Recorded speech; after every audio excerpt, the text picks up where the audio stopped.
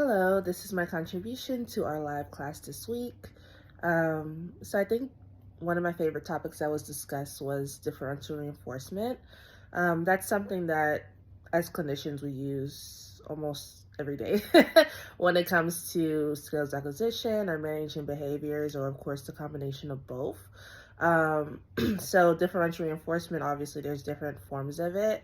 I feel like the most common one is DRA, so differential reinforcement of alternative behavior. I typically use this a lot with extinction procedures. So as mentioned in my last live class meeting response, I do a lot of my kids are very aggressive, and they have very intense behavior. So extinction is something that I'm very familiar with, and I use it almost all the time. I love extinction. It's actually my favorite behavior intervention, which is interesting because it's so controversial. I know so many clinicians who don't agree with it, and they feel like it's traumatic, and they feel like there's other ways to intervene, which could be true. So that's an opinion that I have that everyone doesn't always agree with, and which is fine. I just believe that if the behavior can be addressed, whatever way that you get to addressing it, and it's obviously ethical and effective and within the parameters of what needs to be done and what's acceptable and safe, then so be it. But that was my little spiel. But back to differential reinforcement of alternative behavior. I actually have a very interesting example because we always think about it in terms of, well, at least for me, I always think about it in terms of autism and ABA and the kiddos that we are working with. Sorry. So I was actually, and this may be an inappropriate example, but I feel like it's just a funny real example.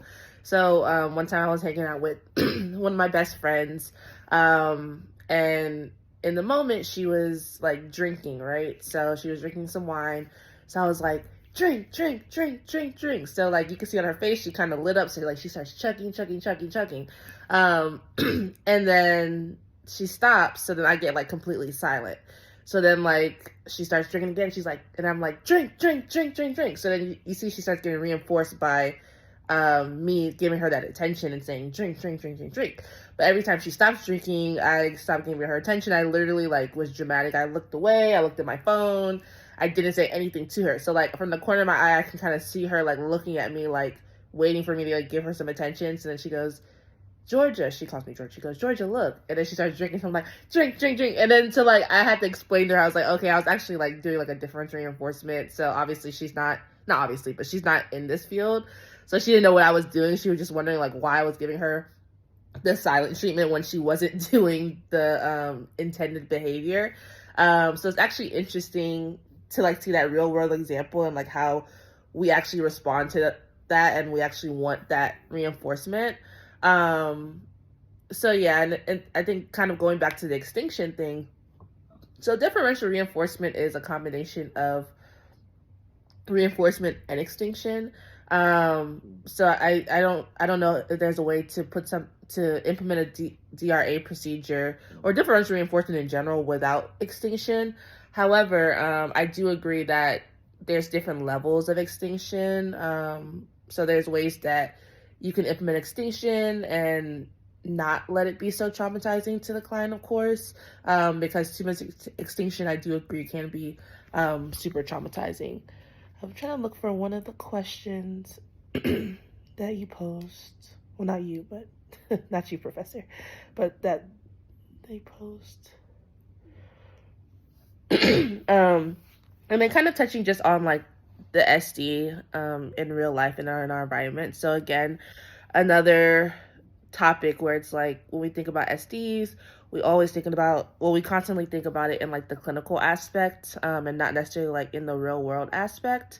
But like our life is full of SDs, right? So the microwave beeps, that's my signal that my food is ready, that reinforcer is available, right? The light turns green, that's my signal that I can go and that it's safe to go.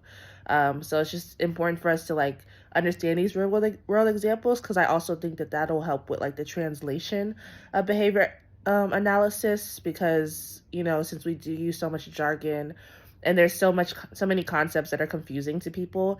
If we're able to just kind of break it down and communicate it in like a real world manner, more people would be a little bit more intrigued with our field and understand what we're doing a little bit better.